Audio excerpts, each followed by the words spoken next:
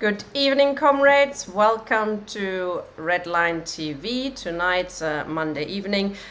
We want to discuss the Sunak government, the new Sunak government, what it means for us, what it means for Labour, and what it means for the working class.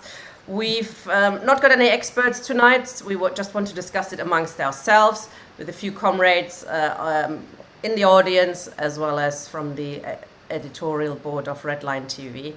And welcome to all of you.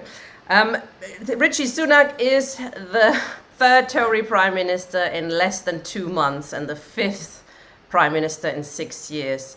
So clearly something is not well within capitalism. He's the youngest, he's the richest, etc. And he's promised a cabinet of unity. The greatest unifying force at the moment seems to be desire not to have a general election because Labour is doing rather well in the polls at the moment. That could, of course, change. We want to discuss all of these things with you tonight, and our first speaker is Mike Cowley from the Redline editorial board. Thank you, Tina. Well, comrades, we meet in interesting times. Do we meet in any other times these days? It's to paraphrase Comrade Gramsci, we live in a time where the old is dying, but the new cannot be born. That this be a time of Tory Prime Ministers. And there's, I guess, on both the right, there is demands for a general election. Starmer is asking for a general election. The Lib Dems, the SNP and others are all arguing in favour of a general election. And you see that on the far left as well, on placards and front pages of the left newspapers. From our point of view, a general election means something a wee bit different. It's a platform where we can mobilise around ideas which do not just critique individual parties or politicians, but can raise the flag of socialism and of socialistic kind of policies.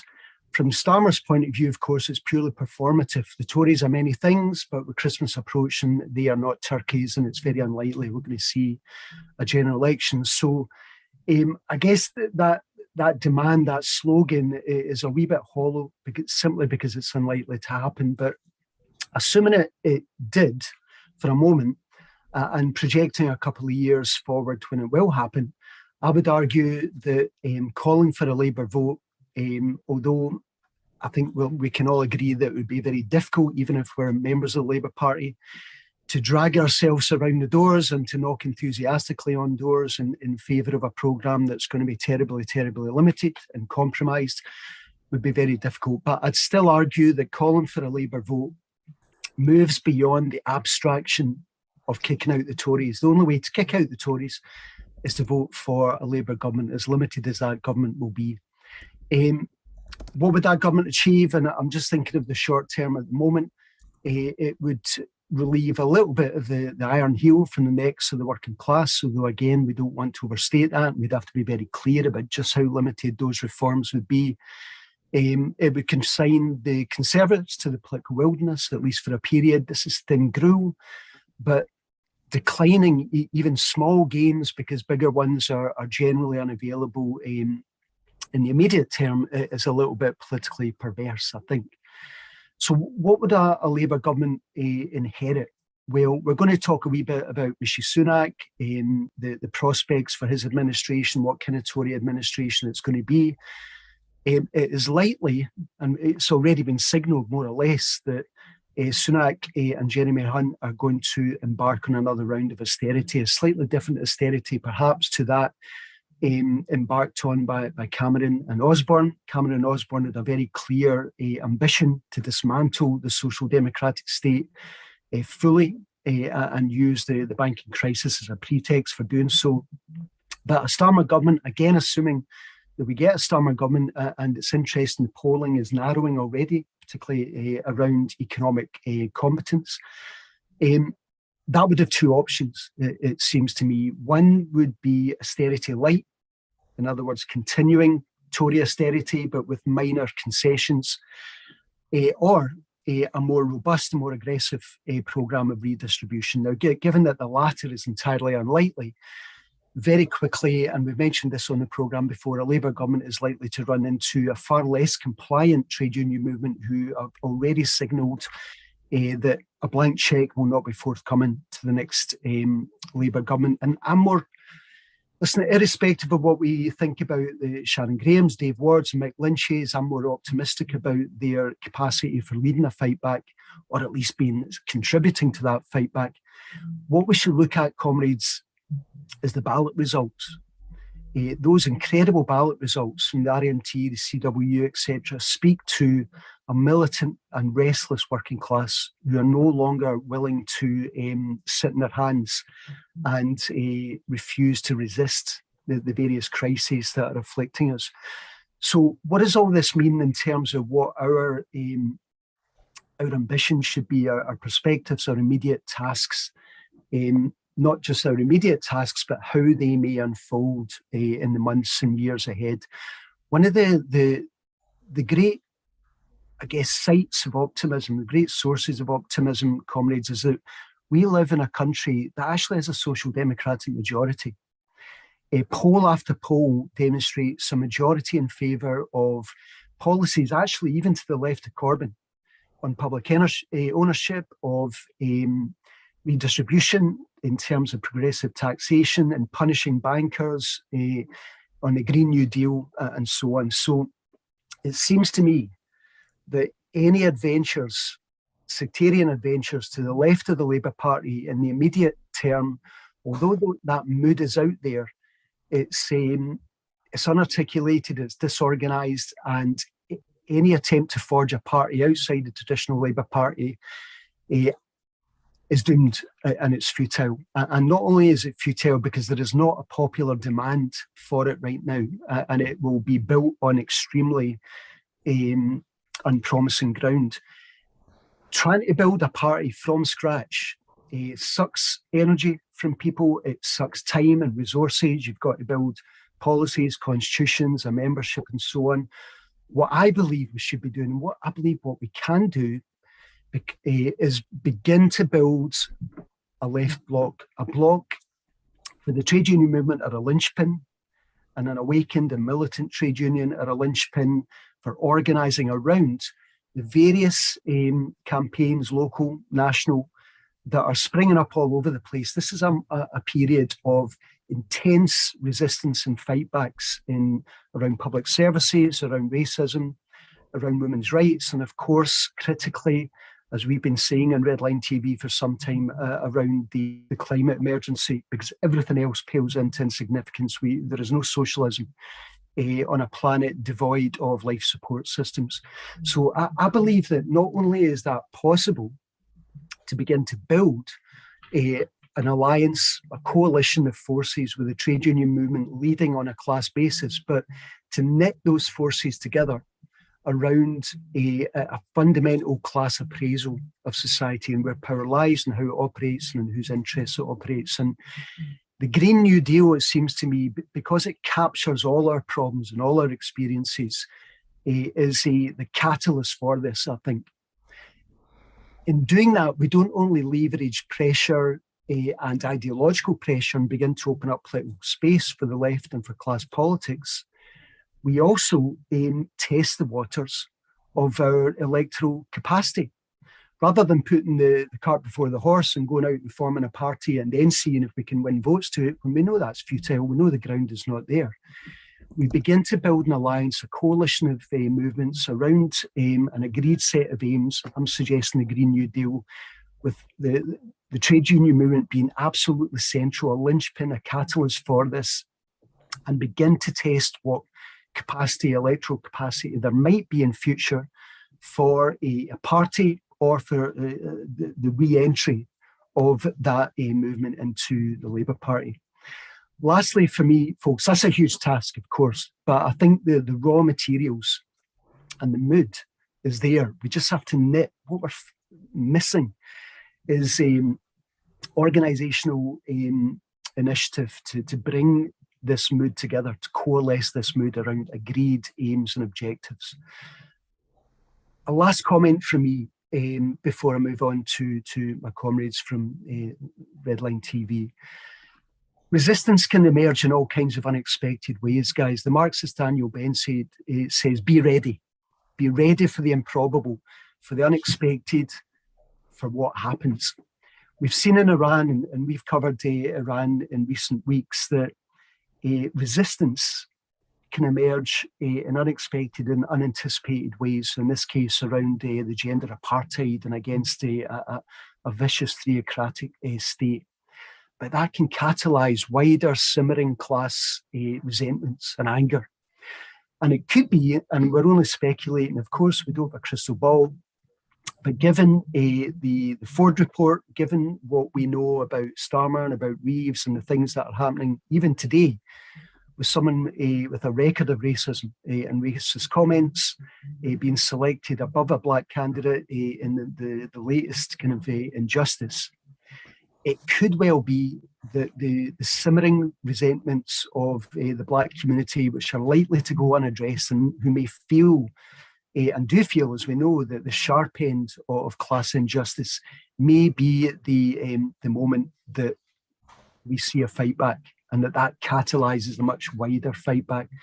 So I still say vote Labour with a heavy heart and with not a great deal of relish, but we have to take our thin gruel where it presents itself. But I think there is a project, a left bloc project, which we are in good fettle to try and coalesce, and which could begin to test the capacity for something broader than simply a series of alliances, possibly a new party, but certainly a leverage to drive forward an ideological offensive that can open up the kind of political space where we can begin to identify options for our class and for our ideas.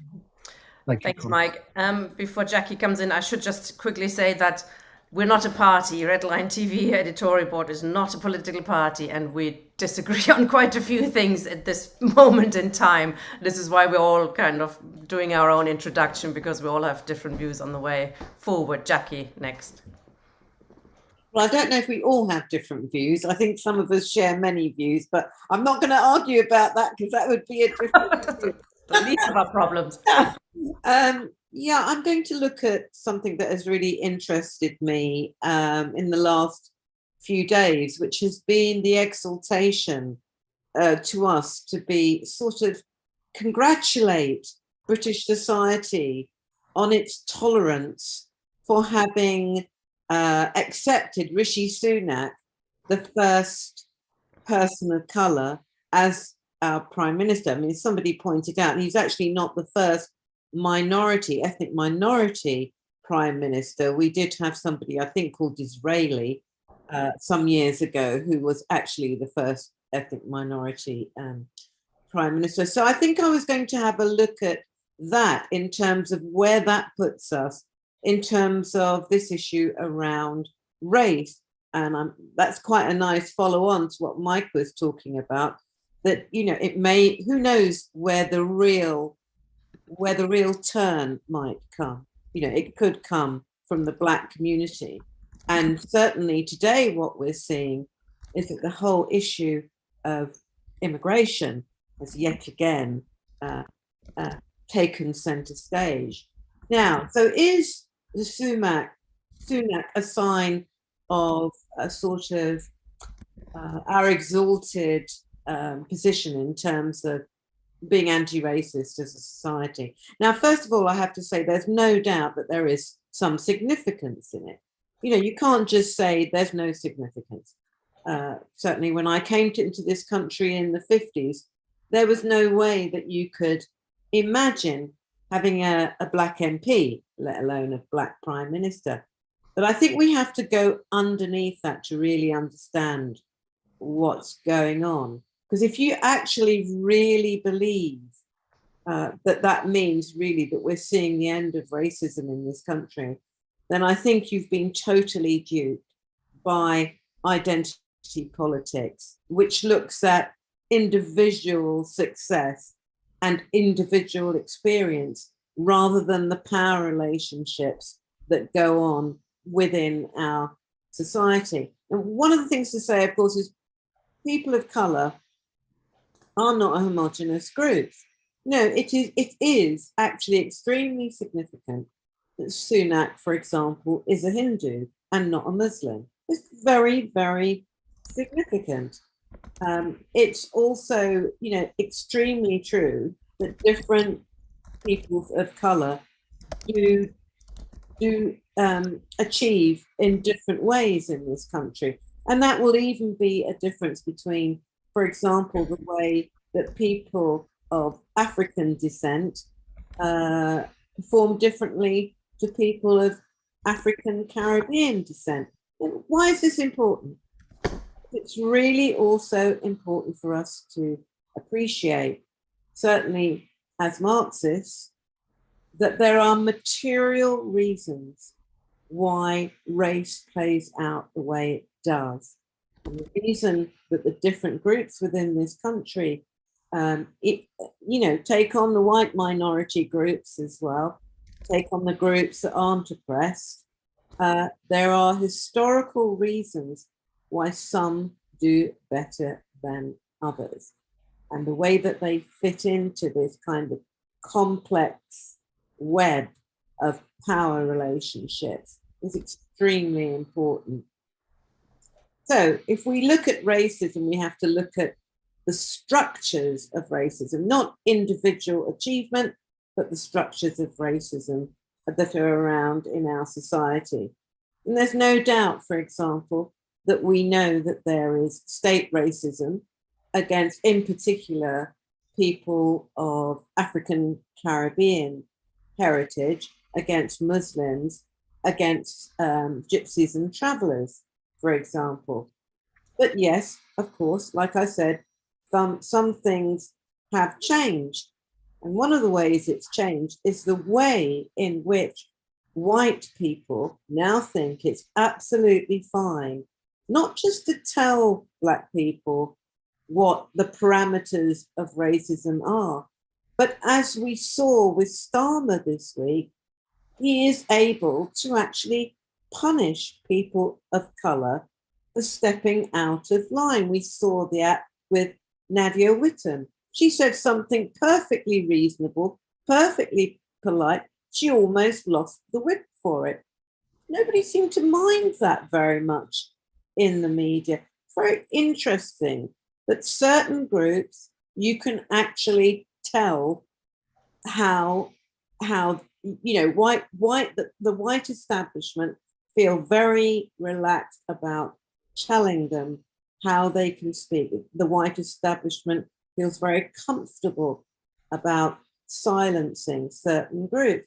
But in a way that has changed as well. So for example, I was thinking today, could we have imagined Bernie Grant accepting being shut down by his leader? I mean, I couldn't. And what was very, very interesting, and I think this was a report on Radio 4 yesterday, they were doing a celebration for Black History Month. It was in Parliament, and they had, the great and the good. They had Paul Boateng, they had Floella Benjamin, and they were all saying how wonderful it was. Sunak was Prime Minister, how much things had changed, how wonderful it all was, how everything was going in the right direction.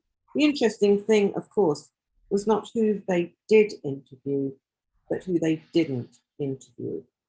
So, for example, Diane Abbott, who has been and remains the most abused politician that this country has ever seen, was not asked for her opinion. Floella Benjamin, who has been elevated to the House of Lords, and Paul Boateng, who has also been elevated to the House of Lords, was asked for their opinion. And so what we have is not only are Black people silenced and told how they need to express themselves politically, we have, and we've always seen this in the white establishment, Black figures being used to bolster up the white establishment. But who is Sunak? Well, yes, I mean, he's somebody who I think what I read is twice as rich as King Charles. But he's not just rich. He's gone to the same school as the white establishment. He is their man without any doubt at all. If you want to see the complex way in which this plays out, I think it's quite interesting to look at some of the tweets from the Archbishop of Canterbury. One of them made quite a fuss. There was a big explosion on Twitter. He tweeted out after she had left that we really should feel a lot of sympathy for Truss, because Truss had tried her best. And it's a really tough job to be Prime Minister. Remember, this was also the guy who had tweeted and expressed and written articles in support of the chief rabbi's gibberish around left anti-Semitism. What's noticeable today was that there has been total silence from the Archbishop of Canterbury on the plight of the refugees at Manson and in Thanet. So here we have, this is the spokesman for God. This is the Tory party at prayer. This is the establishment at prayer, quite happy to play with race when he chooses for it to happen. And there you can see how power and race is easily manipulated and regurgitated whenever the establishment want it. What was also striking to me today was listening to Radio 4. They were talking about the Albanians, the Albanians picked out as one group who are coming in.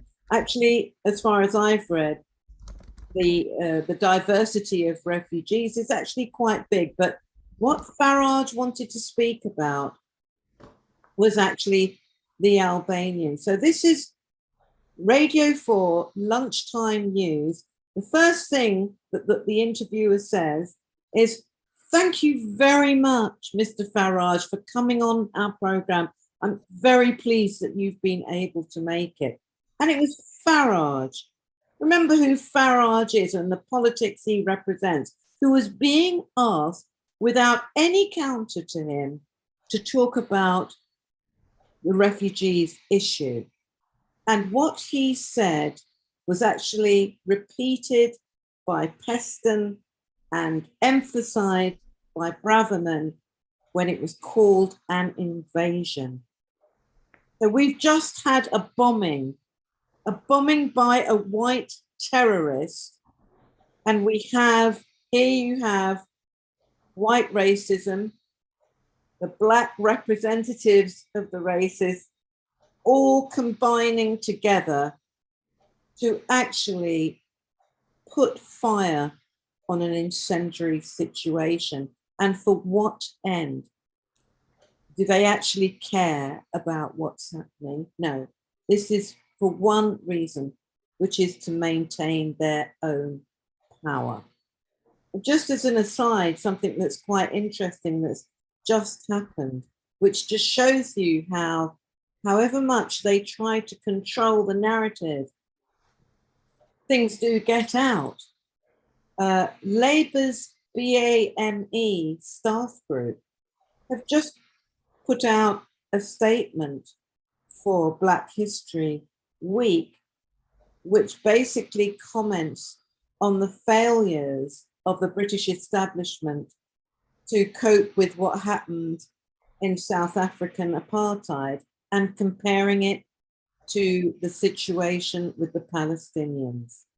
Now, it would be very interesting to see. I suspect the papers won't take it up, but it would be very interesting to see, what's Starmer going to do on that? Sack his whole black BAME workforce? Well, I kind of think not.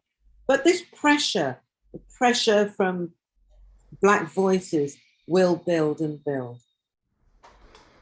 Thanks, Jackie.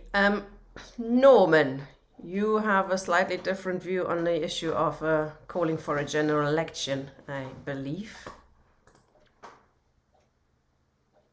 Okay. Yes, I do. But first of all, I should thank Jackie for raising the question of the refugees. That's happening 3 miles from where I live in Thanet, East Kent. the Manston Migrant Processing Centre, the old Manston Airport. People are being kept in horrible conditions. They've got scabies, norovirus, and even diphtheria there. 5,000 people are being kept in a space which was meant for 1,000. And they were supposed to be there for a day, and they're being kept day after day after day. These are people who came to this country looking for safety, and they're now being treated as though they're scum. And as Jackie said, Braverman is talking about an invasion of the South Coast. This is the kind of incendiary politics that we've come to know about here, because we did have Farage here in 2014. He stood for election here, and we fought him with Jackie and with Graham. And we fought him because we had an organisation called Stand Up to UKIP, and we, in the end, beat him. We ended up with a much more right-wing Tory MP, but he wasn't as right-wing, I suppose, as Farage. But the symbolic victory was tremendous. And we have to fight for that again. So I'm all for fighting, having a new offensive. Whether a general election is going to deliver what we want, I have great questions about, because Farage wasn't beaten by the Labour Party in our area, although some members of the Labour Party played a valiant part in it. He was beaten by a grassroots organisation where people organised in a cooperative way and tried innovative techniques to beat him and his crew. And he was the odds-on favourite to win around here. We are now in a very dangerous situation because Braverman is pushing the same buttons. She's asking for the fascists and racists around here to rise up again. So we're going to have to fight them again. We're having a demonstration on Wednesday outside the Manston Migrant Processing Centre, and we will be fighting the same battles we were fighting in 2014 before Jeremy Corbyn came on the scene. When Jeremy Corbyn came on the scene, the same people who fought against Farage, by and large, also took up arms for Corbyn, because we saw an identity of cause. We are all fighting for the same thing. We're fighting against fascism and for socialism. And the great hope was that something would then come out of that. I remember when Jeremy came, he came to Margate just after he became leader, and I was in the crowd, I was just in the rally, and I said, Jeremy, what are you going to do to stop the Labour Party nobbling you?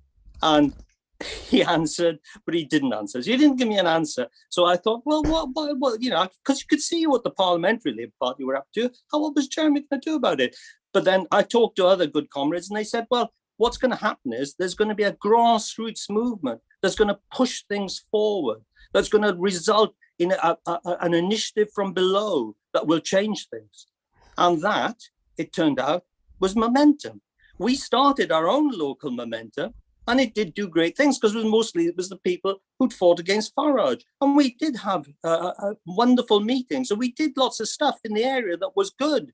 And we thought about an alternative economy for the area, which Jackie was very much involved in that, until momentum nationally started to go down the tubes. It did, as my partner said, start to rot from the top, because it turned out to be a hierarchical organization, a top-down organization. It was a fraud. It wasn't a bottom-up organization at all. And what I feel about a general election is quite simple, really, is there's no point in calling for a general election if we haven't got an organization of any kind to get elected. We haven't. There isn't one. There isn't. The Tory Labour Party, they're the same thing. What we need, I'll vote for Labour, because if they're a donkey, I'll vote for them anyway. But what we want to call for is a new grassroots movement. A grassroots movement, and not to say, and if it's a new political party, well, unless it's an innovative new political party, then it's a waste of space. What we need, whether it's taking over the Labour Party, however far-fetched that might be, or whether it's a new party or whatever it is, it needs to be something built from the bottom, on a local basis, with local autonomy and an innovative approach, both to the programme of what it's got to do, because the programme's got to go with that hand in hand, and also the structure, how that organisation is going to be structured. I freely confess that I don't know how that's going to be done, but that's what I'm calling for, is for that grouping, that organisation to be formed. We've got to revisit what happened with the Corbyn experiment and say, What went wrong? Why did we not end up with a grassroots movement that would push things forward, that would stop the Parliamentary Labour Party getting in its way and would do the sort of socialist organisation of things that we wanted? Why didn't we get that? And let's start building it from the bottom now. So yes, I'm not interested in going out calling and shouting for a general election, because what are we calling for? Who are we calling for? There's nobody there. Starmer is going to appeal to the same racist, pseudo-patriotic, warmongering people that the Tories are trying to appeal to. The same people. He wants the same constituency. That's why he has a Union Jack up behind him half the time. He's a patriot. He's pressing the patriotic button. He's going to be an absolute menace if he gets into power. So that's basically all I want to say. And I welcome anyone who will come with me and help to build some sort of new alternative movement, because that's our only hope. And it is urgent, because what's happening here in Thanet, what's going to kick off in Thanet, is that the fascists are going to start campaigning here. And we've done it before. We've had to fight them in Dover. We've fought them in Thanet. The fascists are on the rise in this area. And when Braverman says there's going to be an invasion of the South, or there is an invasion of the South Coast, that's dog whistle politics of the absolute worst kind. Thank you.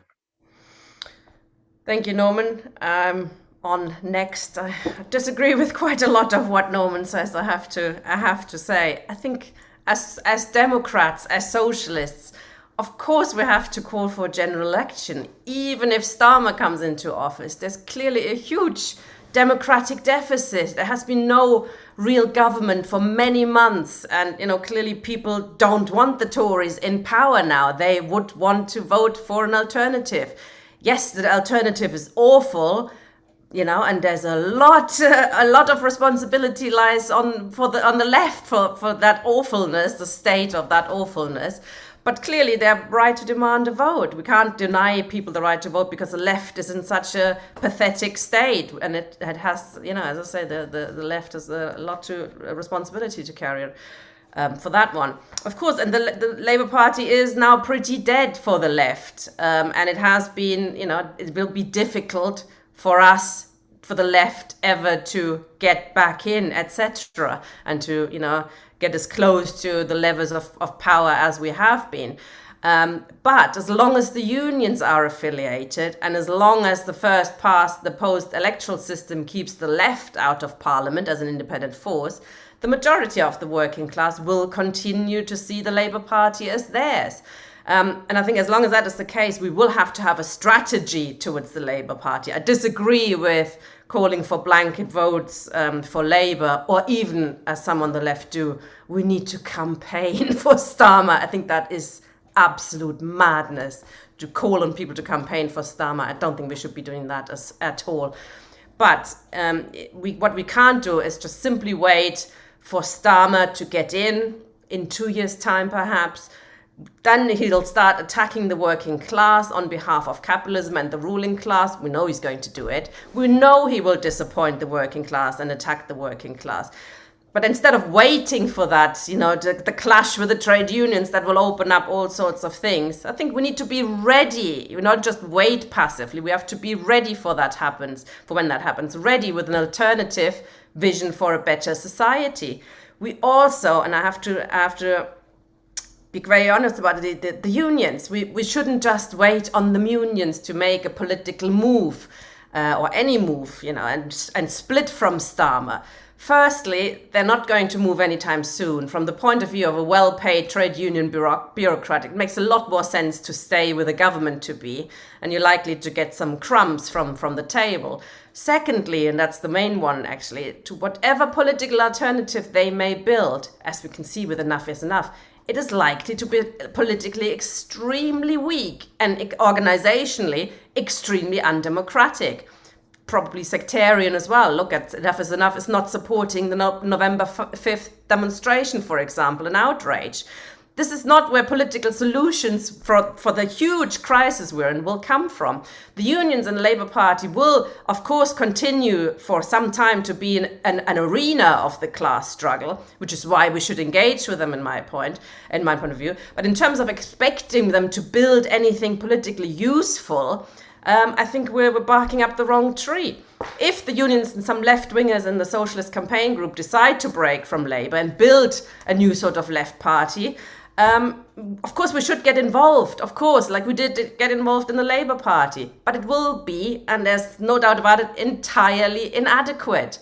That's why I think actually it is time not to build some kind of wishy-washy, based on Corbyn's program, the new left, and get them all together. I think that's tried, tested. You've got left unity, you've got resist, you've got breakthrough, you've got Workers' Party, SLP. They're all standing on pretty similar programs and have been for some time. It's lowest common denominator politics, based pretty much on the same politics as Corbyn's program, but on a much lower level. I think the Corbyn program, we should be honest about that. And the Green New Deal, I entirely disagree with Mike about that. The Green New Deal was supposed to make capitalism slightly better. It's not a way to get rid of capitalism. We have to be very clear about that. It's not even touching on any of the key issues that are causing the climate catastrophe. It's entirely useless. It builds some green jobs, but it is not going to stop the climate catastrophe. So I don't think we should be spreading illusions about it. It's sowing illusions about it. So we need to be honest about what is needed to stop World War III, what is needed to stop the climate catastrophe. And, the increasing inequality. And that is actually socialism. Corbyn wasn't a socialist. He was a social democrat. I don't blame him for it. But we as socialists, as communists, as Marxists, shouldn't just applaud, social democracy. We should go further. We have to explain why we need to go further than that. At the moment, it looks pretty dire building any kind of Marxist party or a Marxist program. It will be a small organization. But I fear if we just sort of hang around the edges of the Labour Party, the unions, and waiting for them to do something useful, we'll be waiting a very, very long time. And in my point of view, it is time that we do look at and some vision for society, some vision for what we actually need to change society for the better. And in terms of the forthcoming elections, that in my view it means simply calling voting Labour, or even campaign for Labour Party victory, because it's a bit better than a Tory government, is the entirely wrong and inadequate approach. We should challenge Labour candidates. We should challenge left candidates with the kind of program and the kind of demands we think are actually necessary to save the planet and decrease inequality. Not just shouting revolution, obviously, but you need to put some basic demands forward that deal at least with the cost of living crisis. An active approach, which might lead us to support some candidates but not other candidates, but not a blanket check for Starmer. I think that is not the right approach at all. So these are some of the issues we disagree on, and Graham is gonna speak now and tear me to pieces. You're muted, Graham. Again, is that better? Yes. Oh, well, I don't disagree with absolutely everything you said, Tina. So that's That's good.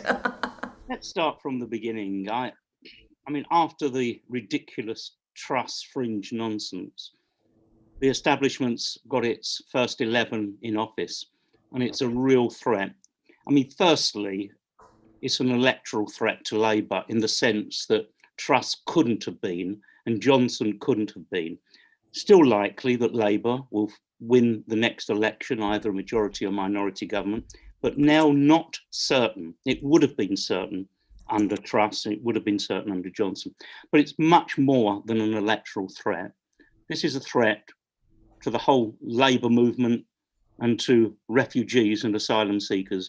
The real face of this Sunak government has already been seen.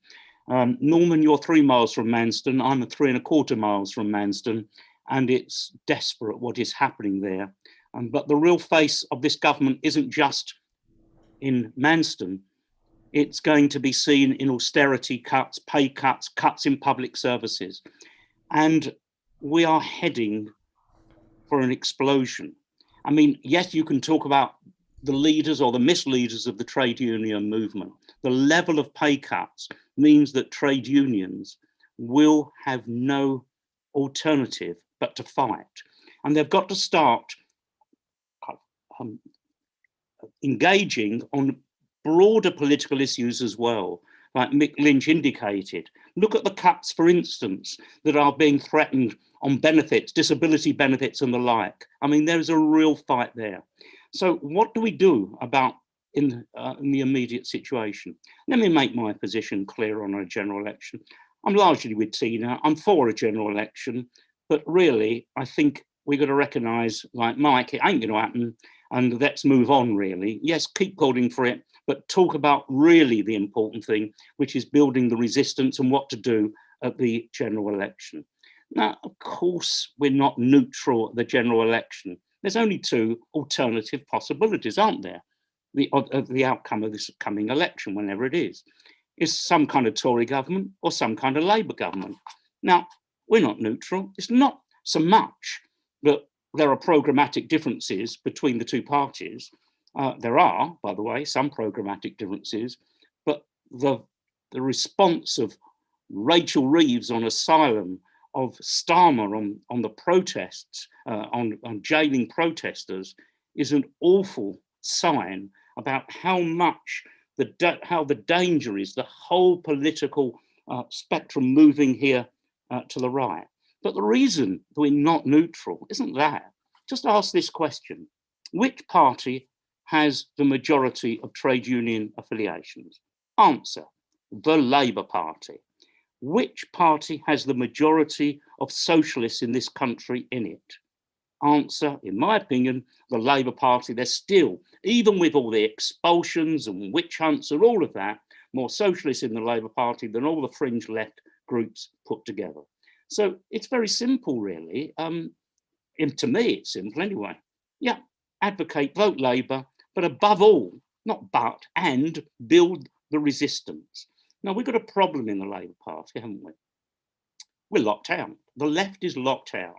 And I don't agree with those comrades who say, well, this is just temporary, it's kind of the periodic movement and we'll be back soon. It's possible the class struggle could force us back, but I doubt it. And I think there is a real possibility, just as the Tory party are, even under Sunak, in a period that could lead to terminal decline, so is the Labour Party as well. But any alternative, and I agree with some of what Tina says, we've got to try. We can't wait for Starmer. We can't wait for the election. For God's sake, there's a climate crisis. We haven't got time. Time is not on our side. The whole world, the whole planet is being threatened. And we've got to develop political alternatives. Now, how do we do that? Well, my position is that the primary area of developing a political alternative is within the dying body of Labour and within the trade unions, because that's where our forces have to come from. If we don't build from within the trade unions, we won't have the social weight. And if we don't build from within the Labour Party, we actually won't have the socialists to do it. Now, I will keep this pretty short. I'm not saying wait to the next Labour government, but I am saying this, that if there is a Labour government, it won't have the kind of the ease that Blair had of being able to carry out certain reforms in a period of economic growth. It will be a crisis government from the very outset, that because it will represent above all the interests of the bourgeoisie, i.e. the Labour government will actually be the establishment's second 11 and a very reliable one, it will be forced into conflict with an emerging resistance from the trade union movement. And what I can see is in that period the possibility of a growing tension that could reshape the relationship between Labour and the trade unions. So for us to voluntarily absent ourselves from the Labour Party in that critical moment, I think would be a huge mistake. So yes, and I'll keep it now very short, finish with this. Sunak is a massive threat, electorally to Labour, politically, economically to the whole Labour movement. It is a party that has allowed its racist face to be shown from the very outset. And as Jackie said, what a contradiction. Rishi Sunak, the first British Asian Prime Minister, with Braverman from an ethnic minority attacking the refugees so near to us. That is the crisis we face. And so vote Labour. Yeah, if you, I mean, it's not easy. I mean, I think probably in Thanet, there's every prospect of a really crap candidate, and it's going to be difficult, but I've just got to do it, I think. Vote Labour, build the resistance, but don't wait for Starmer. Begin to reassemble the forces of the left on as clear a programmatic basis as we're able. And when I say that, I've been criticised for that. Does that mean you don't put your full programme? Well, actually, of course it means you don't put your full programme, because we don't put maximum programmes at every stage of struggle. But we start from the historic necessity of building a movement for socialism which challenges to take the power from the bourgeoisie. And we build a programme that can be a kind of transitional programme that leads from today's consciousness to that struggle for working class power. We are facing immense problems. Time isn't on our side, but we've got no alternative but to fight. Thanks, comrades. And we've got 45 minutes now for contributions from the floor, and we might pick you up on one of two things once you've spoken.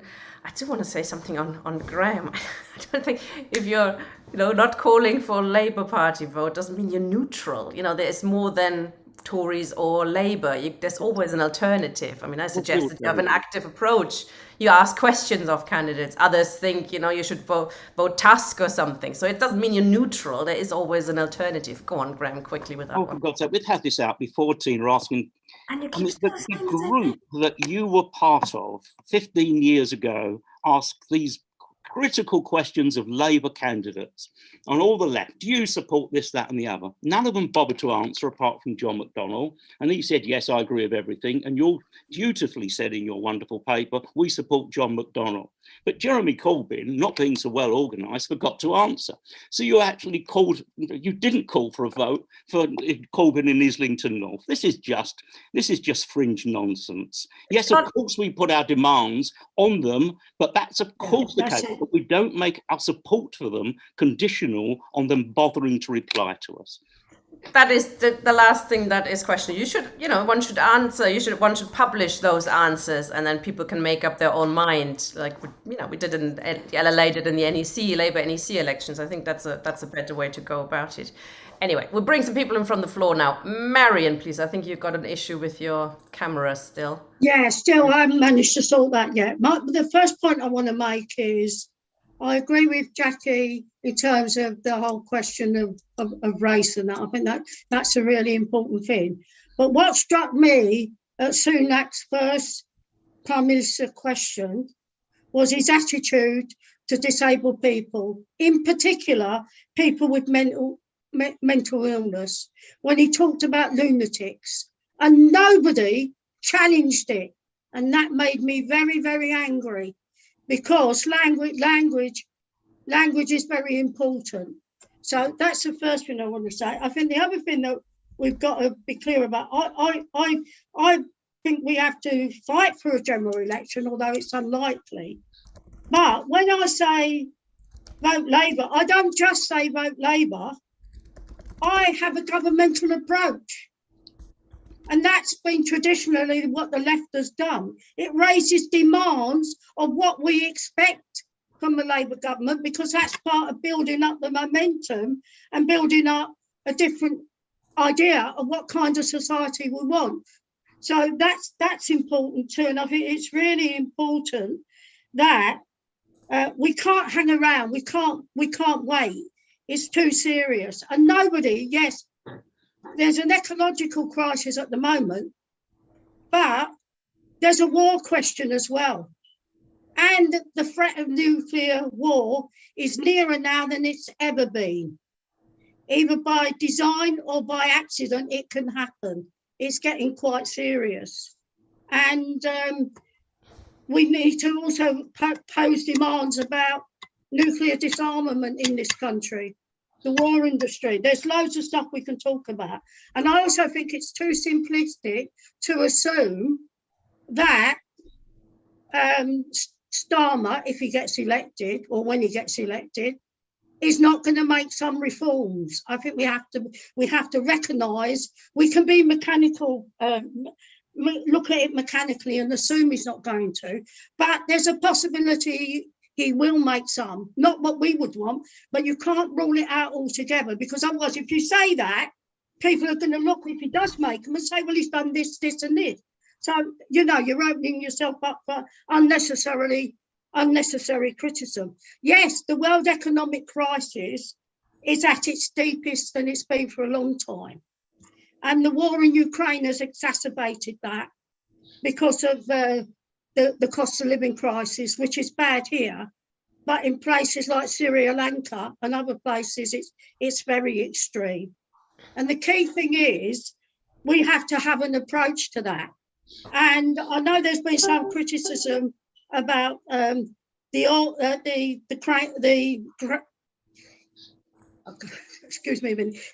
grain coming out of Ukraine. But did you know most of it has come to the EU and the West? About 3% or 4 or 5% has gone to Africa. So they're making all this thing about, oh, well, you know, it's Russia's that's starving the world's poor and the rest, which is a load of bull anyway. But we have to have an approach. And my approach is we have a twin track approach, as I've said before. We work in and out of the Labour Party. We work in our trade unions. And this is where one of the key areas of our struggle has to be, to hold our trade union misleaders to account. But the other side of the thing we need to be doing is working in the different campaigns, the campaigns against poverty, the campaigns for abortion rights, and the campaigns, and we try and unite them, and we can build. Many years ago in Birmingham, we had something which was a Birmingham community campaign, and we did a lot of work on that, and we built up a big movement at the time. Well, we need to be doing that kind of thing as well. But the key thing for me is ideologically, we've got to take on the far right and New Labour and the Social Democrats to start to build a proper alternative. We know some of the demands that need to be made, but we've got to concretise them as well. And I'd never go into politics with an ultimate, I just want to finish on this because it's really important. We have to use a transitional method. We have to recognise where people's consciousness is today and what bridges do we build to actually change that consciousness. And that's one of our key tasks. But the key thing is we have to take up all the issues. And for me, disability issues are really key as well, because I'm disabled myself, my son's disabled, and we've experienced quite enough attacks over the past period. But we have to unite and we have to fight together. And I do agree that they're using the immigration question again, the far right, to build up support. So we have to deal with that. But the key thing is that we have to have a proper approach to it, and we have to have a governmental approach to to a Labour government as well. Thanks, Marion. Problem with the transitional method sometimes can be that you don't talk about anything like socialism, etc. But that's a different discussion. Tony. Yes, thank you, comrades. A number of comments. Firstly, my own Unite branch voted not only to call for Unite to disaffiliate, but we also ourselves disaffiliated from the local CLP Hove, which has a far right Labour MP, Peter Kyle. And we were going to hire a coach to this weekend's demonstration, until we realised that the main demands and slogan was general election now, and then people simply lost enthusiasm for going. So I really do think it's a mistake to call for a general election, knowing that the party that might get in will do exactly the same as those who are already incumbent. I cannot see the purpose of that. But I think we have to move beyond simply this argument of either Labour or not Labour, because the old idea, in the words of the slogan, the SWP, vote Labour without illusions, I think has gone long past its sell-by date. The fact is that the Labour Party today stands for absolutely nothing. You can't put a piece of paper between Starmer and Sunak. Whereas, and I'm old enough to remember the election of Harold Wilson in 1964 and 66, when there was genuine enthusiasm about the incoming government, which did promise a whole series of changes. And whatever the mistakes and whatever the sellouts of the Wilson government, it did introduce social reforms of a very marked nature. Today, Starmer promises absolutely nothing. The question is what we do about it. It's no use saying we should be in and out of the Labour Party, because as Graham has said, we're locked out of the Labour Party. So there's no possible way that the left can organise in the Labour Party. And that's why we have to start creating an alternative party. But we also have to say, what is one of our main obstacles? And to me, it seems obvious that one of our main obstacles is the trade union leadership itself, which will run a million miles rather than confront the government we have. So I throw out as a question, just a possibility. We need to be thinking in terms of creating some kind of minority movement which encompasses militants from all unions and none. Because without the ability for organised labour to go into action, absolutely nothing will happen. We will just be confined to talking shops like this. So it is a real question. How do we build across the trade unions in order to maximise our opposition to the do nothing, see nothing, say nothing proposals of the TUC and the affiliated unions? Because even the most advanced unions like the RMT and the CWU are not really engaging in an all-out battle. I mean, I used to remember strikes which were indefinite. They don't seem to have indefinite strikes anymore. They have one-day strikes, sometimes more than one day. But at the end of the day, there's no serious opposition being mounted by a weakened trade union movement to this government. As for voting Labour, well, I think that's an individual decision, but I certainly wouldn't advocate it, because we would be advocating voting for those who are also our enemies. And finally, ask for what I think Marion said about people's consciousness. Actually, people's consciousness is far higher than that of even the political parties. Most people support the renationalisation of rail, the utilities, water, and so on. It's the political parties which refuse to take that on board. The question is how we transform that. And in this situation, of course, we see the rise of racism as a way of dividing and ruling those without means. So we have to be clear in what our objectives are. But the Socialist Labour Network is putting forward a project for taking the first steps towards establishing a new workers' party. And I think that should be taken seriously, because I can't see anything else on the agenda. Thank you. Tony, can I ask you though about this? What's different about your project than Left Unity, Resist, Tusk? Why don't you join with them? You have the same program as far as I can see. No, because Tusk, for example, believes that it is the beginnings of a new workers' party. We're not making any such suggestions. We're simply saying that we need to establish one, and that means involving Tusk, Resist, and many other groups, Redline included. But we're under no illusions that we are the revolutionary party, whereas I think Resist, Socialist Labour Party, does believe that it is it. And same with the Workers' Party and so on. Doesn't it matter kind of on what program you do this kind of? Well, I think, I agree in general with the idea, the concept of a transitional program. You have to start from where people are in order to advance to where you want people to be. You can't have a maximum program which completely goes over people's heads.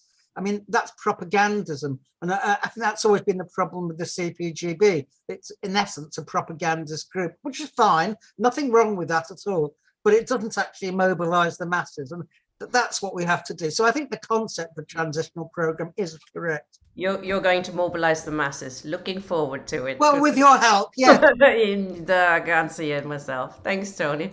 Diana. Okay. I've come on because I saw people in the chat complaining that there aren't people raising disability. In fact, thanks to Marion did raise it. So I'm not all that qualified in some ways, because I've seen a lot of people come on about disability, various places doing excellent work, helping people with benefits and stuff. But I'll try and talk about some of the legal stuff and Labour's record. First of all, I'll explain my own disability, because I'm not sure people are aware that I am technically disabled myself. I've suffered with ME for just over 30 years. And about 20 years ago, I had a severe relapse, which left me incapable of working. And I suffer severe fatigue, which is why I don't do much and why I don't come on and speak very much, because I lose the plot. Sometimes I don't even get the plot in the first place. I wrote some notes and out of order. I'll just read. It won't be in order. First of all, I think it was the 2015 election. There was a wonderful spectacle of Rachel Reeves, who was, I think she was a benefits person, DWP type secretary, vying with Esther McVeigh, seeing who could hit claimants the hardest, who could be meanest to people in poverty and claiming benefits. When I couldn't work,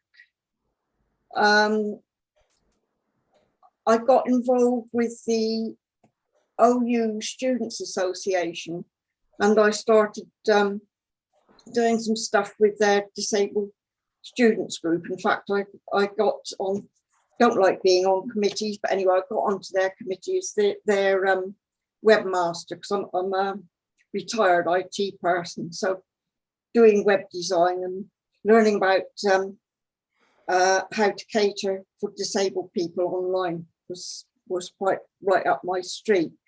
But I learned a lot from the disabled students I was working with. So that there was it was the Tories in 1995 who brought in an act for equality for disabled people, but it was very loophole ridden, but at least it was there. And it hasn't been improved since. In 2010, there was the Equalities Act brought in, which was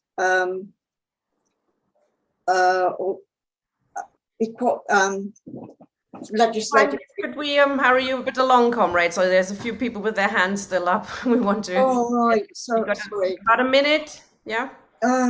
Okay. I don't know what I can say in a minute. Basically, the Labour Party has a bad record with dealing with supporting disabled people. They're hardly any better than the Tories. The Blair government got rid of the Disability Rights Commission, and it got replaced with the corrupt EHRC.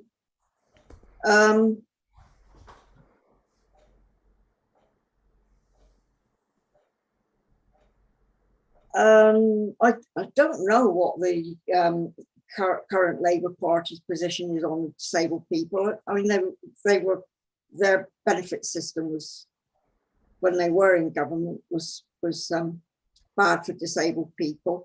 And I'll say thanks to Tina for dropping Survey Monkey, which it was actually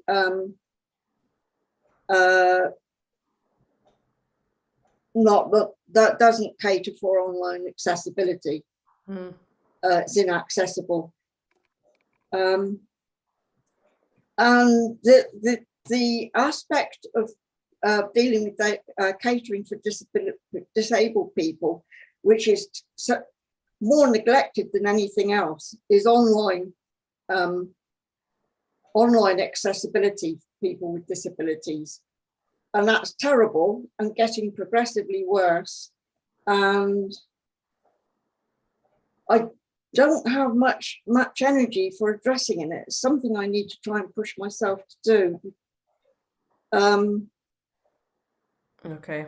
I try and mention it, and it usually just gets ignored because people, I'm willing to help people with it. Well, if you notice anything about our program that's an issue, I mean, we dropped, as you say, we've looked for an alternative, and if there's other things, do let us know. We're not trying to discriminate against comrades, so thank you very much. I'm sure you're not. It's something people don't know much about. No, indeed. So thanks for letting us know. Thank you. Okay, Jim. Oh, you're unmuted, but I can't really hear you. How's that, Emma? That's better. Yep. Thank you, Chair. The Labour Party's always been a party within a party. There's a party in the country, and as the PLP, Parliamentary Labour Party in Parliament, who've got their own rules and discipline. But on the other, in fact, the Border Front just now, what the trade unions are pushing for is for a 4-day, in fact, working week. And I noticed that the Labour MP, Peter Dowell, has put the private members bill in Parliament. I know that private members bills don't go that far, but it's opened up a new front and a new, in fact, development. If we were to achieve the 4-day working week, that would provide, in fact, massive benefits for working class people. The health, their education, the whole list there. Now, I know a private members bill doesn't get that far, but at least it's a start here to actually put that demand on to get that opportunity there with the trade unions. I think that is a demand here that the left should take up more and actually push for that to make sure that their own MP. I've written, my MP isn't the Labour. I've actually written to her to ask her to support it, and I received a reply there, a sort of positive reply that they on the general principle of it there. So I think that idea is there. It's also to encourage more trade unions to get involved within the Labour Party, but we have to put forward policies that'll benefit people quickly on the actual run up, not 10 or 15 years time, but benefit them at the present time, the health and safety regulations as well. So all of these policies within the background as well, but how can we actually push that forward at CLP meetings and get it through conference and to get the parliamentary party to actually support that. So you would actually need a considerable change in attitude and how that can be developed. And it's good to listen to other people's views, etc. So I won't go on any longer, Chair, but thank you for your choice. Thank you, Jim. Ian, please. Hi, yeah. This might come as a bit of a repeat. Hopefully I'll be able to parse it on the second turn for people who saw Crispin's show yesterday. Basically, I do support the call for a general election now, though I think it's become a lot more unlikely in the last week or so. I do support the People's Assembly demo. I've just seen Carol putting in the chat that general election now isn't actually one of the strap lines. I think the closest one to it is Tories out, which hopefully nobody objects to.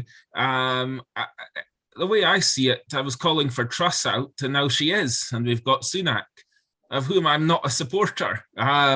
So calling for Truss out doesn't mean supporting Sunak. Calling for Tories out doesn't mean, or for a general election, but for that matter, doesn't mean then we'll elect Keir Starmer and give him a blank sheet for 5 years. If, or rather when, probably quite instantly, he moves against us, we'll be calling for him out too.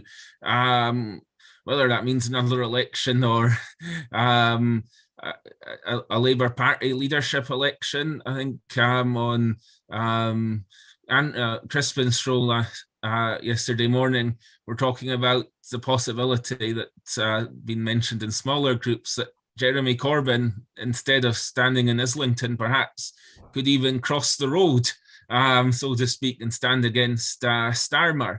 And then there'd be an immediate leadership election in the new parliament. Supporting a general election, supporting Labour in the election doesn't necessarily have to mean supporting Starmer for PM, especially since, seeing as it's unlikely to happen right away, it's very interesting with Labour polling anything up to 30 points ahead of the Tories, and Starmer still polling behind Rishi Sunak. So even if it doesn't seem as acute as last conference, where he almost lost on everything, if it hadn't been for Unison voting against their own exec, doesn't seem as acute as when he almost lost Joe Cox's seat last summer, or when he was almost charged with a crime this summer.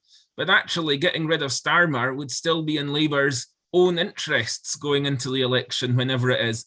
And one final point, I agree with the Chartists, the one demand that hasn't been met so far of annual parliaments, and by that standard, we'd actually be overdue a general election and be able to get rid of Starmer too a bit quicker. Absolutely. I'm so glad you mentioned that. I love that demand. It's not one, some people think, oh, that means you constantly have to spend millions of pounds on election. Actually, it's like a permanent election. You can constantly get rid of your MPs if they're rubbish, etc. They're constantly held to account. I think that's a marvelous demand. Steve. Thank you, Tina and other comrades. I've been listening to everything comrades have said, and I liked what Marion said. I also like what you said, Tina, as well, apart from when you veered off into a little bit of ultra-leftism, in my opinion, but never mind about that. Sorry about that. We'll pass on that. I think the call for a general election, right? So we believe, surely, that government should be elected, accountable and subject to recall. So the call for a general election is a call within our constitution, or not within our constitution, because the Tories are here for 5 years. So what we're saying is it's not legitimate for them to carry on in government. They've got no right to continue, because them carrying on in government is massively damaging and massively dangerous to people. So we want to get them out, and we want to get the working class to get them out as soon as we possibly can. And by the way, I think a majority of people in the country are now in favour of there being a general election, because they are absolutely sick of the Tories. They've had enough of the Tories. I think everybody can see how much damage it's been doing. That's why the polls in favour of Starmer are really just not because people love Starmer, is they just want to get rid of the Tories, obviously, and they hate the Tories, and they've seen what they've done. Because the Tories aren't going to give us a general election, they're totally opposed to it. So the only way that's going to happen is if you've got a political movement on the streets that's going to drive that message home. So that's why I'm fully supporting the demonstration on Saturday. But I don't think that one demonstration will get them out. But if it creates a mood and it creates a movement, then maybe they'll be out before another 2 years. The sooner they go, as far as I'm concerned, the better. Because every second the Tories remain in office, the danger of racism and indeed fascism is growing. And if we just watch what's going on right now, we can see, as Norman pointed out and Graham pointed out as well. So I think, yes, we should be rallying the working class to get rid of the Tories as soon as possible.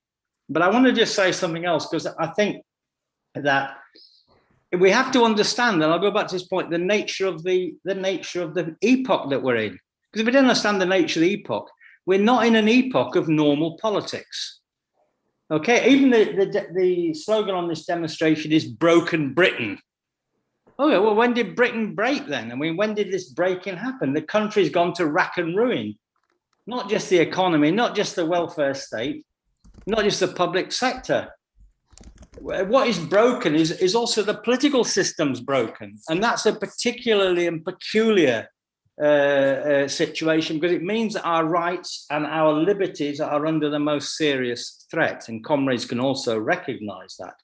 We're in the epoch when the post-war system has completely degenerated. The 1945 social contract has been dismantled and dismantled, is now standing there. So our old constitution is dead, and a new constitution is not ready to be born. And that's why we're in a crisis of democracy. It's a political crisis that has to be, I think, taken into account. So I do think in a crisis of democracy, what we're facing is the danger on one hand of the growth of fascism, the growth of authoritarianism, where that system breaks down, or we have to come up with a democratic alternative to that. Brexit broke this country in many ways, because it broke the constitution, it broke normal politics. And we're still living in that epoch, which began in 2008 and has carried on for the last 10 years. And it's evolving and evolving. The new system's not ready to be born, but the old one is dying.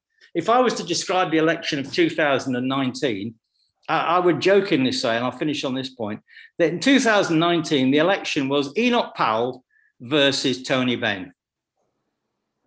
So that would seem a bit bizarre to say that. Of course, Enoch Powell was dead, and Tony Benn was also dead.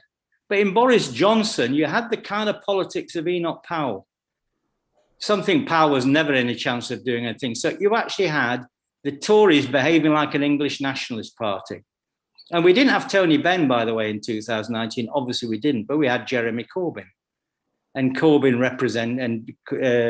Ben represented an English republicanism. So we have it between English nationalism and English republicanism.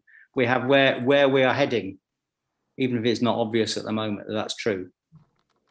So we have to do that. If we're going to plan a program, if we're going to plan an attitude, we're going to plan a strategy, we have to get a program that deals with the crisis of democracy and where we're going with that. And if we don't do that, we're not going to make any progress at all. Thanks, there. Steve.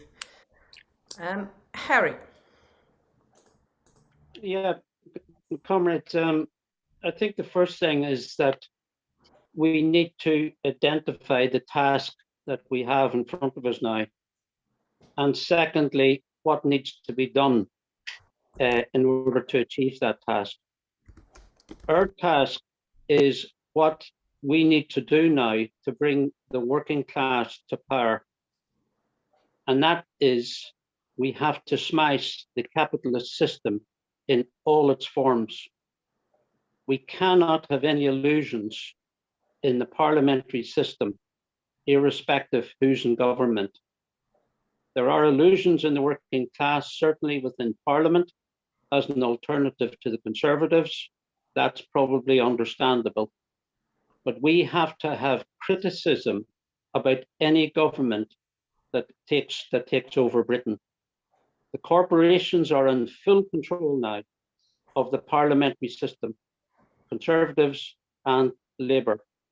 And that is why we have to give critical support to any alternative to the Tory party.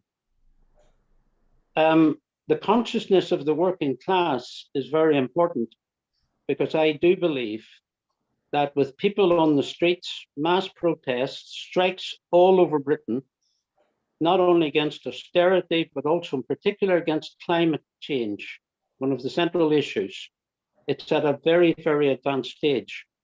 And that movement can be won over to a revolutionary program. I think something we have not seen in decades. We have never seen this period. And it's not only in Britain, it's internationally as well. We are in a favorable position to build a movement, irrespective what size we are. That program is absolutely important. Now, I think we're dithering on this issue of setting up a left. Mike used the term bloc. It's probably not a bad description, because I don't particularly like party, to be quite honest with you, but bloc, tendency, whatever you want to call it. And it's been identified. Mike did it, Norman and Graham all identified the necessity of building that left bloc now. And we need to stop dithering on this, comrades. We have got to set this up. We are the only alternative, and we are small, but not insignificant. And if we get the program is to smash the capitalist system. And that needs to be ringing out in all our literature, speeches, leaflets, everything.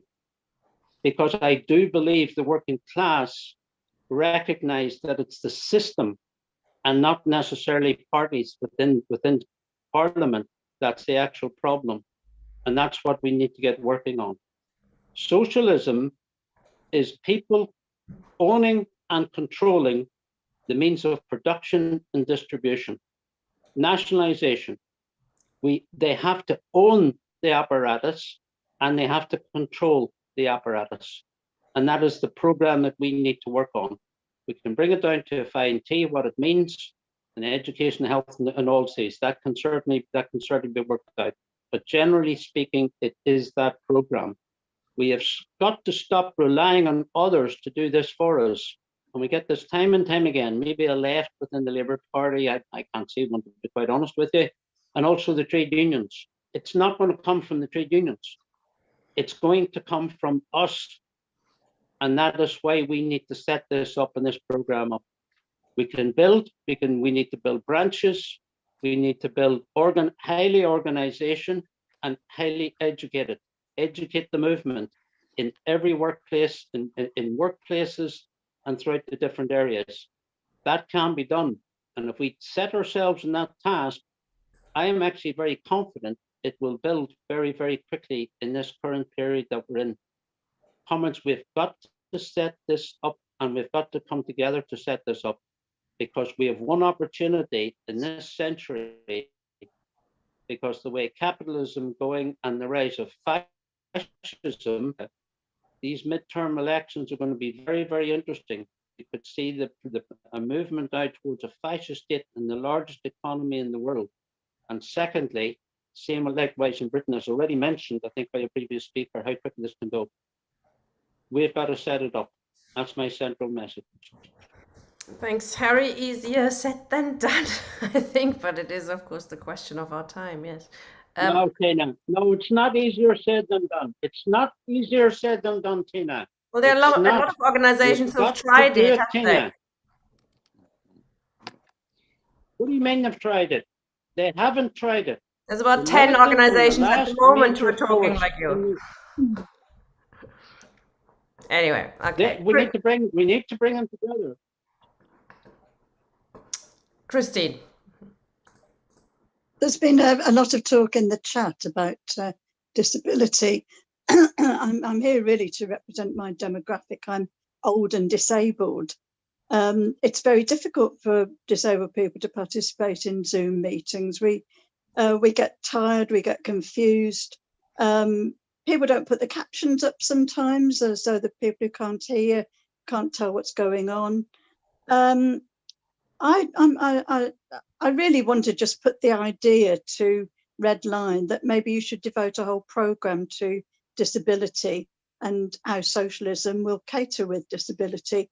And I'm sure if I put the idea to a lot of people on the chat, maybe they'll come up with ideas for what it might be called and what kind of angle it should take. So I'm here really just to moot the idea. In terms of a general election, I think it's another opportunity to make a fuss about the issues that we care about. I mean, I don't care whether there's a general election or not, because I expect Starmer will get in. I'm not very keen on him.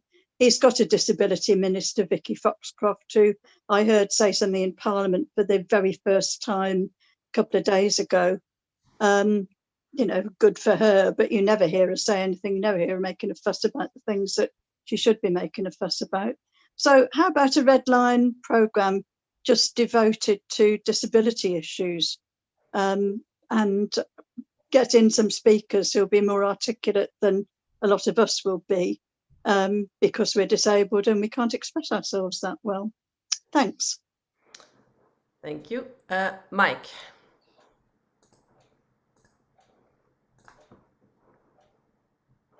So you're muted, comrade. I think, sorry guys, I think Christine's comment and others in the chat box there are instructive, because there are, as we were describing at the outset of the show, and Harry alluded to it again there, the kind of left block that I have in mind, and listen, it's not just me, others are talking about the capacity for building something like this, would absolutely involve disabled organisations, tenants groups, anti-fascist, anti-racist, and of course the environmentalists with the trade union movement and the most militant sections of the trade union movement at its head. And I genuinely think that is a viable prospect right now. Of course, support a general election. That's the principal thing to do for all the reasons everyone's been saying, but it's unlikely to happen, again, for obvious reasons. What can happen, and we don't have to wait for a Labour government, we don't have to wait for a general election, we can start building a bloc now, because the raw materials are there, the fightbacks are happening. What is missing is this organisational knitting together around a common series of agreed demands. And just to mention, I know Tina, the Green New Deal as it's been envisioned by the Democrats, for example, in America, of course, is wholly inadequate.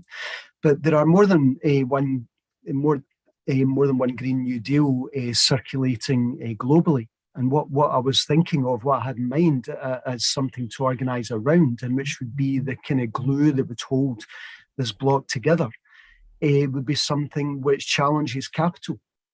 I mean, even the United Nations were saying the other day that the current economic system is incompatible with the long-term survival of life systems on this earth, so that there is a growing understanding that the way we distribute and produce goods and services is simply not viable for the medium and long term of the planet and human survival on it.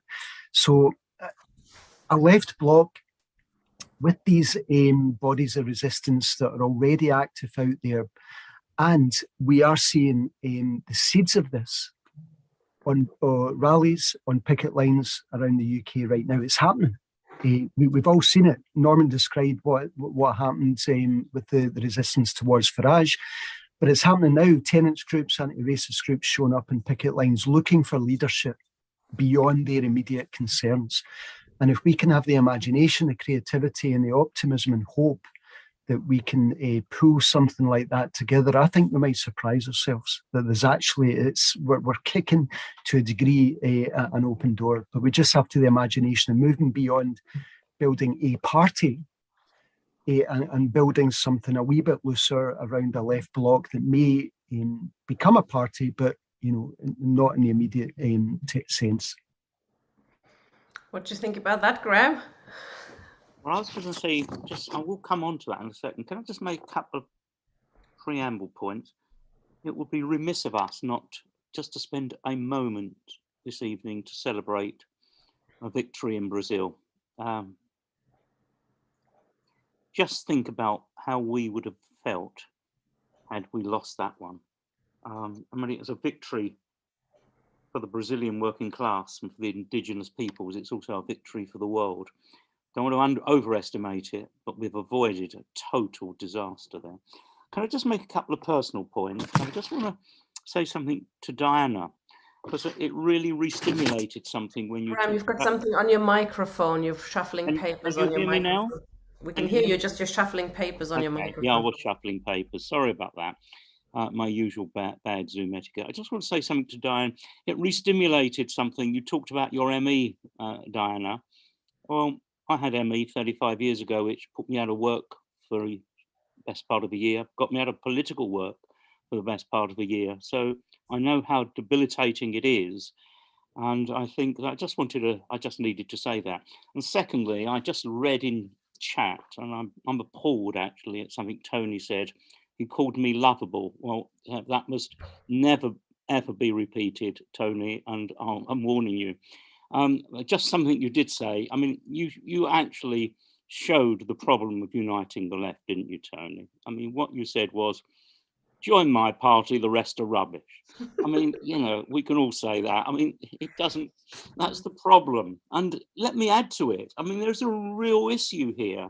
Some of these left groups hold positions that, frankly, I find just so despicable that I can't even look for unity with them. I mean, a couple of weeks ago, we had comrades arguing against the women's protest in Iran. Now, it's not a, now I've got my tactical differences with Tina and Tony and everybody here. So what? These are really difficult issues. But when it's about what side we're on, I mean, I just don't know where we begin in achieving that unity. All I would say is that we've got to come at this from opposite angles. One, my nod to Tina, but I agree with it. It's not a nod to Tina, it's what I think. We've got to seek programmatic clarity, which raises the fundamental destructive capacity of capitalism. Capitalism equals destruction in the most fundamental way.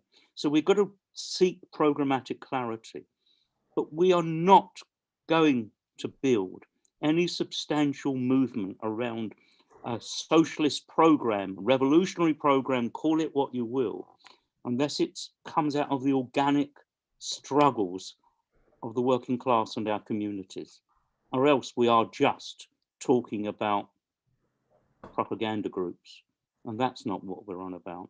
And as Mike said, those opportunities are arising in front of us. I mean, there is a movement growing of resistance. It's not for any other reason, because of the objective crisis that forces people into struggle. And that's going to be our bread and butter. And none of us have got the answers at the moment, exactly how it's going to be. All we can do is lay down, if you like, directions of travel.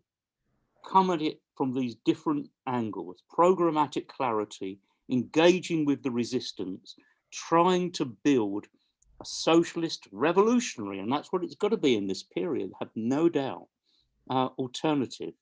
But it's more than just declaring it. Join my group, not yours. I mean, that don't work, mate, Tony, I'm afraid. And you're lovable too, but it doesn't work. We've got to actually understand the material conditions in which that resistance can be built. And of no doubt, Tina, at the end of this, you'll have the last word, and you can tell us where we're all wrong. I agree a lot with you, Graham. As you know, I think the issue, it's a dialectical relationship, isn't it, between what we're building and how we're building it. The working class will be on the move. Unless the working class goes on the move, we can do what we want. We're not going to change society. Quite right. As socialists, we believe in majority revolution, don't we? Otherwise, we become Stalinists, or we're not even going to get very far. So the majority has to want to make a radical revolutionary change. But our task is, I think, to help it along to a degree, as others did before us, the Bolsheviks, at the beginning, the Social Democrats in Germany. I think these are struggles and organizations we should study, actually, because they have made a huge stride forward in bringing, and we should discuss this. Is it top down? If you say, revolutionary consciousness and the idea of a better world will have to come from the organized Marxists, perhaps, because they don't come out of the struggle, of the working class struggle, automatically by itself. It probably needs a few people, a relatively big organization to think things through and think about revolutionary and Marxist and principled program. I think this is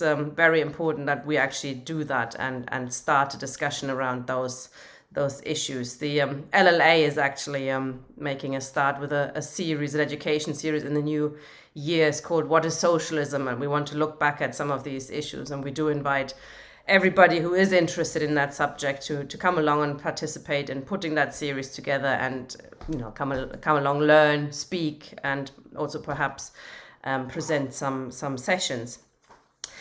We are next week trying to look at a subject that is touching on what we've discussed tonight as well, which is the issue of the link between capitalism and mental illness. We want to call it, Is Capitalism Driving Us Crazy? Which is probably a disputed, controversial title, but we do want to look at how living in this alienated society, having to work away 10 hours a day, not having any control over your life, your work, etc., the means of production, how that alienation makes the mental health crisis a lot worse, etc. So we got a few people to talk on that, and we'd be very happy to have you there next week. So comrades, see you next week. Have a good evening. Thanks for participating.